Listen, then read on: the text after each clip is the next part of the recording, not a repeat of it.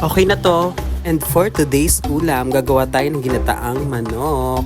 Let's go! Magandang araw mga kabundokers. Dahil native chicken ang gagamitin natin, pakuluan na ng matagal yan, eme! Ito nga pala yung masarap na ulam, tapos partner naman ng napakalamig na kanin. Perfect! At kahit pangatlong init pa yan, masarap pa din yan. Eme! O siya, niluluto ko lang tong gata. Naglagay nga pala tayo dyan ng siling tulis at saka ng siling labuyo. Para naman, masarap-sarap din yung kain natin. Eme! At dahil malambot na ang manok ng kapitbahay, ang ibig ko sabihin yung pinalambot nating native chicken, ilagay na natin yan sa ating nilulutong gata. At ayan, imekos-mekos na natin yan. Insan!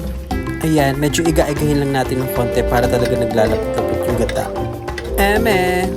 Hindi ko na nga pala na-videohan dyan yung ibang proseso. Pero deadma, okay na yan.